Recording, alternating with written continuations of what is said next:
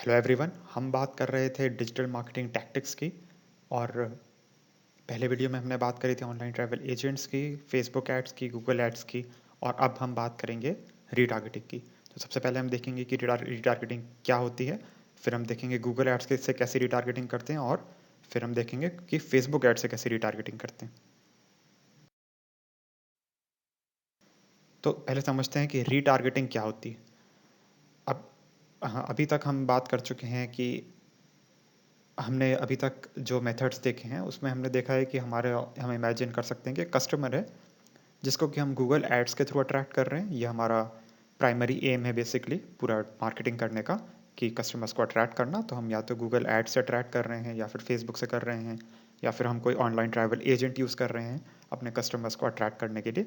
और इन सब के थ्रू हम क्या कर रहे हैं, वेबसाइट पर ट्रैफिक ला रहे हैं। इन सभी लोगों को जिनको हम अट्रैक्ट करते हैं उनको वेबसाइट पर लाते हैं। जब लोग गूगल एड्स पे क्लिक करते हैं, फेसबुक एड्स पे क्लिक करते हैं, तो हमारे वेबसाइट पे आते हैं और वहाँ पर वो हमारा होटल बुक कर सकते हैं। पर अनफॉर्चुनेटली चीज़ें इतनी आसान नहीं होती और जितने लोग वेबसाइट पर आते हैं वो सभी लोग बुक नहीं करते हैं और काफ़ी सारे लोग जो हैं वेबसाइट को छोड़ देते हैं। इस चीज़ को कहते हैं बाउंस करना। तो ये लोग वेबसाइट को छोड़ देते हैं बिना बुक करे, जिसे हम कहते हैं बाउंस कर जाना। तो कई कई सारे कस्टमर्स जो हैं बाउंस कर जाते हैं।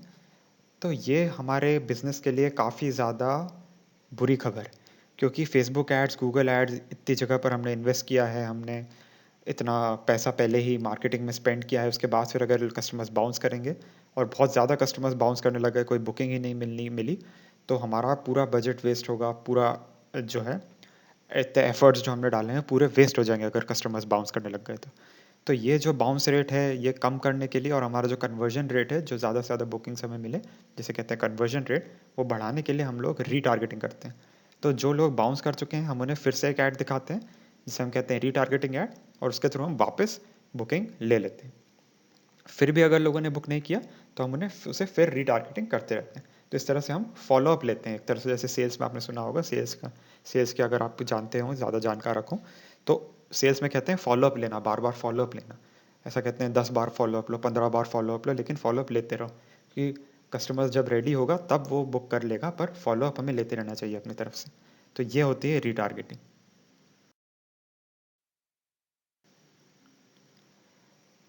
अब एक और बात मैं समझा देता हूँ। अभी तक इस वीडियो के पहले तक हमने जितनी भी बात करी है, सिर्फ हम जो है कोल्ड ऑडियंस की बात कर रहे थे। जो आपको पहला यहाँ पे रो दिख रही है, तो इस पे कोल्ड लिखा हुआ है ब्लू कलर में। हम सिर्फ कोल्ड ऑडियंस की बात करा करते थे। हम कोशिश किया करते थे कि हम कैसे फेसबुक एड्स के थ्रू या गूगल एड्स के थ्रू उन लोगों को टारगेट करें जो कि होटल देख रहे हैं, कोई हॉलीडे प्लान कर रहे हैं, कोई रेस्टोरेंट देख रहे हैं। इस तरह के लोगों को हम कैसे टारगेट करें ताकि वो हमारे वेबसाइट पर आएँ और हमारा होटल बुक करें। पर अब हम बात कर रहे हैं रीटारगेटिंग में एक वार्म या फिर एक हॉट ऑडियंस की। तो वार्म और हॉट ऑडियंस क्या होता है, एक बार मैं आपको बता देता हूँ। ये जो वार्म ऑडियंस होती है ये बहुत कोल्ड ऑडियंस से काफ़ी ज़्यादा अच्छी होती है, क्योंकि ये वो लोग होते हैं जिनको कि आपके होटल के बारे में पहले से पता है। तो ये कौन लोग हैं जिनको आपके होटल के बारे में पहले से पता है? ये वो लोग हैं जिन्होंने पहले आपका ऐड देखा है या बुक करने के लिए आपकी वेबसाइट पर गए हैं। तो ये होते हैं वार्म ऑडियंस। ये वो लोग होते हैं जो आपके होटल को कंसिडर कर रहे होते हैं या फिर आपके होटल को दूसरे होटल के साथ कंपेयर कर रहे होते हैं। और इससे भी अच्छी ऑडियंस होती है एक हॉट ऑडियंस। ये वो ऑडियंस होती है जिसको कि आपका होटल पसंद आ चुका होता है और जो कि पूरा चेकआउट तक पहुंच चुके होते हैं, रूम बुक करने ही वाले होते हैं, पर वो बाउंस कर जाते हैं, वो बुक नहीं करते। इसका मतलब ये है कि वो प्राइस का जो पेज है, जो हमारा चेकआउट पेज है, वहाँ से इन्होंने बाउंस किया। तो इन्हें हम हॉट हॉट ऑडियंस कहते हैं, क्योंकि ये लोग प्लान कर ही रहे थे रूम बुक करने का, कोई टेबल बुक करने का हमारे होटल में, और ये बस देख ही रहे हैं कि कौन सी बेस्ट प्राइस हमें मिले और हम एक होटल बुक कर लें। तो ये हमारी हॉट ऑडियंस होती है। ये उससे भी अच्छी होती है, उससे भी ज़्यादा अच्छे रिजल्ट्स देती है। तो रीटारगेटिंग के थ्रू हम वार्म ऑडियंस और हॉट ऑडियंस को टारगेट कर रहे हैं, और रीटारगेटिंग के जो रिजल्ट्स हैं वो काफ़ी ज़्यादा अच्छे होते हैं कंपेरेटिव टू जो हम कोल्ड ऑडियंस के अभी तक बात कर रहे थे। तो अब हम पहले देखते हैं रीटारगेटिंग गूगल एड्स के थ्रू कैसे करी जाती है। अगर आप टाइप करेंगे ताज होटल्स तो आपको ताज होटल का एक ऐड मिल जाएगा। ताज होटल अपने ही नाम पे ऐड क्यों रन कर रहा है? क्योंकि कोई भी इंसान जो ताज होटल टाइप करता है वो ताज होटल के बारे में जानता है। तो ताज होटल्स के लिए ये एक वार्म ऑडियंस हो गई। आप अगर पहले से ही होटल को जानते हैं तो काफ़ी चांसेस हैं कि आप होटल बुक भी करेंगे। तो इसलिए ये एक वार्म ऑडियंस हो गई, इसलिए ताज इस तरह से टारगेट करता है। इसके अलावा उमैद भवन पैलेस नाम का एक ताज होटल्स का एक होटल का नाम है।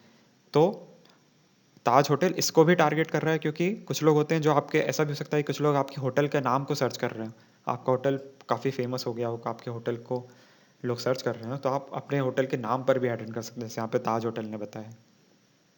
तो ये भी एक तरीका है रीटारगेट करने का विद गूगल एड्स। अब इसके अलावा एक और तरीका मैं आपको बताने वाला हूँ गूगल डिस्प्ले एड्स का, या फिर एक और तरीका आप देख लीजिए गूगल से रीटारगेटिंग कैसे करते हैं। फॉर एग्जांपल किसी कस्टमर ने टाइप करा कान्हा नेशनल पार्क, उसके सामने कान्हा नेशनल पार्क एक नेशनल पार्क है, ताज होटल का कोई होटल नहीं है, पर फिर भी ताज होटल ने उस वर्ड को टारगेट किया है, क्योंकि वो लोग जो हैं कान्हा में अपना एक होटल है कान्हा के पास में, वहाँ पर वो अपनी बुकिंग्स लेना चाहते हैं। तो यहाँ पर उन्होंने कान्हा नेशनल पार्क को टारगेट किया। ऑब्वियसली ये कोल्ड ऑडियंस है, क्योंकि कस्टमर ने ताज होटल का नाम सर्च नहीं किया, कस्टमर को ताज होटल के बारे में कुछ भी नहीं पता है, फिर भी आपका नाम ऊपर आ रहा है ताज होटल्स का, आप इसको टारगेट कर रहे हैं, इसका मतलब आप कोल्ड ऑडियंस को टारगेट कर रहे हैं। तो यहाँ पर ऑब्वियसली बाउंस बहुत ज़्यादा करेंगे लोग, इस पर जाएंगे देखेंगे, पर फिर बाउंस कर जाएंगे। तो इनको रीटारगेटिंग करने के लिए ताज ने एक डिस्प्ले ऐड का यूज़ किया है, जो कि अलग अलग वेबसाइट्स पर, जैसे ही आप अगर बाउंस करेंगे ताज होटल्स के वेबसाइट से, तो आपको अलग अलग वेबसाइट्स पर ये दिखने लग जाएगा। ये एक ऐड जहाँ पे कि पीछे एक टाइगर बना हुआ है, क्योंकि कान्हा नेशनल पार्क में टाइगर के लिए फेमस है, तो यहाँ पे एक टाइगर बना हुआ है, पीछे लिखा हुआ है ताज सफारीज, बिकॉज यहाँ पर ताज अपनी सफारीज बुक करने की कोशिश कर रहा है। और यहाँ पर टैगलाइन भी बड़ी अच्छी सी, experience the unparalleled beauty of the jungles of India, and book now का बटन लगा हुआ है। तो जब भी कोई इस पर क्लिक करेगा तो वो वापस ताज होटल्स की वेबसाइट पर आ जाएगा और वो रूम बुक कर सकता है। तो इस तरह से रीटारगेटिंग गूगल डिस्प्ले एड्स के थ्रू भी करी जा सकती है। हम देखेंगे कि फेसबुक एड्स के थ्रू कैसे रीटारगेटिंग करी जाती है। तो गूगल और फेसबुक में एक चीज़ जो कॉमन है, मैंने जैसे पहले ही बात करी थी फेसबुक पिक्सल की, ये एक छोटा सा एक कोड होता है जो कि सभी वेबसाइट ओनर्स जो है अपने वेबसाइट पर डाल देते हैं, जिससे कि उन्हें पता चलते रहे कि कौन कौन फेसबुक से उनकी वेबसाइट पर आ रहा है, कौन गूगल से उनकी वेबसाइट पर आ रहा है। तो जैसे फेसबुक का पिक्सल होता है, वैसे गूगल का गूगल एनालिटिक्स होता है।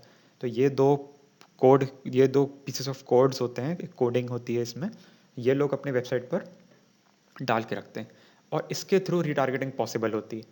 तो ये जो अभी तक आपने देखा, ये मैनुअली नहीं होता है, ये ऑटोमेटिकली गूगल एड्स के थ्रू हो जाता है, और फेसबुक एड्स में भी ये चीज़ें ऑटोमेटिकली होती। तो ये एक ऐड है जो मुझे काफ़ी मुश्किल से मिला है, रीटारगेटिंग एड्स मिलना काफ़ी मुश्किल होता है, तो ये मैंने काफ़ी मुश्किल से आपके लिए ढूंढा है। तो यहाँ पर आप देख सकते हैं कि कोई इमेज नहीं दिख रही है, ना कोई नाम दिख रहा है होटल का, ना कोई प्राइस दिख रही है। ये इसलिए क्योंकि ये जो ऐड है इसमें ऑटोमेटिकली होटल की इमेज वो आ जाएगी जो कि मैंने विजिट करी है। जैसे ये ऐड है ऑन हॉलीडेज़ की तरफ से, तो फॉर एग्जांपल अगर मैं ऑन हॉलीडेज़ की वेबसाइट पे गया और मैंने उनकी, हम एग्जांपल के तौर पे देखते हैं कि पुणे सिटी में मैंने होटल बुक करने की कोशिश करी, तो वहाँ के जितने भी, तो वहाँ पर जो है फेसबुक पिक्सल डिटेक्ट कर लेगा कि इस इंसान को पुणे में होटल बुक करना है। तो जैसे ही मैं फेसबुक पर जाऊँगा तो मुझे ये ऐड आ जाएगा, होटल सिटी आ जाएगी पुणे, पुणे के सारे होटल्स यहाँ पर की इमेजेस और उसके प्राइस यहाँ पे ऑटोमेटिकली डिस्प्ले हो जाएंगे, और मैं एकदम शॉक हो जाऊंगा देखकर कि मैं जस्ट कोशिश ढूंढ ही रहा हूँ पुणे पुणे के होटल्स, और तुरंत मेरे सामने पुणे के होटल्स फेसबुक ने दिखा दी। तो इसका कन्वर्जन काफ़ी ज़्यादा अच्छा होगा, क्योंकि मैं काफ़ी एक वार्म ऑडियंस हूँ इस वेबसाइट के लिए। तो इस तरह से रीटारगेटिंग एड्स काम करते हैं फेसबुक एड्स के लिए। तो ये थी एक और टैक्टिक रीटारगेटिंग की, और इससे रिजल्ट्स काफ़ी अच्छे मिलते हैं, तो इसको आप मिस नहीं कर सकते। और एक सबसे बड़ा एडवांटेज है रीटारगेटिंग एड्स का कि आप मल्टी प्लेटफॉर्म जो है, क्रॉस प्लेटफॉर्म रीटारगेटिंग कर सकते हैं। ऐसा हो सकता है कि आप गूगल एड्स से लोगों को लेकर आए अपनी वेबसाइट पर आपने फेसबुक एड्स के थ्रू रीटारगेटिंग कर ली। ऐसा हो सकता है कि आप जो है ऑर्गेनिकली लेकर आ गए, गूगल पर आपकी लिस्टिंग थी, गूगल पर आप ऑर्गेनिकली आप ऊपर रैंक कर रहे थे, लोग आपकी वेबसाइट पर गए पर लोगों ने बुक नहीं करा, पर तो आपने फेसबुक एड्स के थ्रू उनको फिर से वही की वही होटल्स के नाम बता, होटल्स दिखा दिए, होटल्स की प्राइसिंग बता दी, या फिर आपने वही की वही गूगल के थ्रू दिखा दिया, फेसबुक के थ्रू आप फेसबुक ऐड के थ्रू वेबसाइट पर लेकर गए, लेकिन आपने गूगल एड्स के थ्रू रीटारगेटिंग कर ली। तो इस तरह से रीटारगेटिंग जो है क्रॉस प्लेटफॉर्म भी होती है, सब ये भी एक बहुत बड़ा एडवांटेज है रीटारगेटिंग का। तो ये थी हमारी टैक्टिक। अगले वीडियो में मैं आपको एक और लास्ट टैक्टिक बताने वाला हूँ, जो इसमें कि हम बात करेंगे ऑर्गेनिक ट्रैफिक लाने की। तो अगला वीडियो भी ज़रूर देखिएगा, and thank you for watching this video.